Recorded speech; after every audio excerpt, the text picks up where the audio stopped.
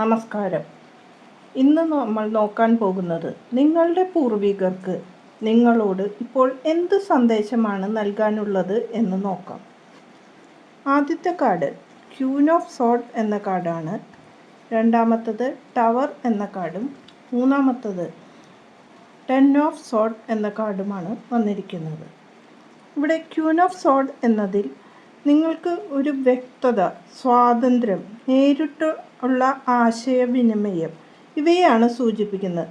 നിങ്ങളുടെ പൂർവികർക്ക് നിങ്ങളോട് സ്വന്തം യുക്തിയും ഇൻഡ്യൂഷനും ആശ്രയിച്ച് കാര്യങ്ങൾ ചെയ്യണമെന്നാണ് ഇപ്പോൾ പറയാനുള്ളത്.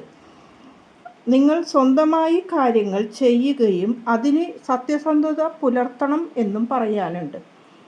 നിങ്ങൾക്ക് സ്വന്തമായി കാര്യങ്ങൾ ചെയ്യാനുള്ള കഴിവും അതിനുള്ള അവബോധവും നിങ്ങൾക്ക് ഉണ്ട് എന്നുമാണ് ഇവിടെ കാണുന്നത്. രണ്ടാമത്തത് ടവർ എന്ന കാർഡ് പറയുന്നത് നിങ്ങളുടെ ജീവിതത്തിൽ അപ്രതീക്ഷിത തിരിച്ചടിയോ അല്ലെങ്കിൽ ഒരു മാറ്റത്തെയോ സൂചിപ്പിക്കുന്നു. നിങ്ങളുടെ ജീവിതത്തിൽ വന്ന ഒരു തകർച്ചയോ അല്ലെങ്കിൽ ഒരു നാശത്തെ ആയി ഇപ്പോൾ കാര്യങ്ങൾ വരുവാൻ പോകുന്നു എന്നതുമാകാം. ഈ സമയത്ത് നിന്ന് നിങ്ങൾ കടന്നു പോന്നവർ ആണെങ്കിൽ ഒരു മാറ്റം സ്വീകരിക്കണമെന്നും പഴയതിൽ നിന്ന് മാറി ഒരു പുതിയ ജീവിതം നയിക്കുവാനുമാണ് ഇവിടെ പറയുവാനുള്ളത്. മൂന്നാമത്തെ കാർഡ് 10 ഓഫ് സോർഡ് എന്ന കാർഡാണ്. നിങ്ങൾ മാനസിക തകർച്ചയും വേദനയുമാണ് ഈ കാലഘട്ടങ്ങളിൽ ഉണ്ടായിരുന്നത്.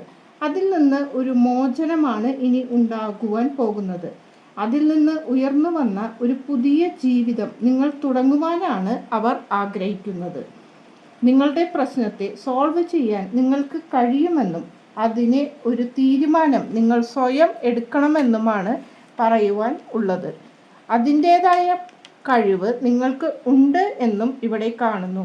പാസ്റ്റിലുള്ള ആ വേദനാജനകമായ ദിനങ്ങൾ കടന്നുപോയി എന്നും ഇനി വരുന്ന നാളുകൾ വളരെ നല്ലതാണ് എന്നും പറയുന്നു. ഇനി നിങ്ങൾക്ക് വേദനാജനകമായ നാളുകളാണ് വരുവാനുള്ളതെങ്കിൽ അതിനെക്കുറിച്ച് നിങ്ങൾ മുൻകൂട്ടി ഒരു അവബോധത്തോടു കൂടി ജീവിക്കുന്നതും നല്ലതാണ് എന്ന് പറയും. നന്ദി, നമസ്കാരം.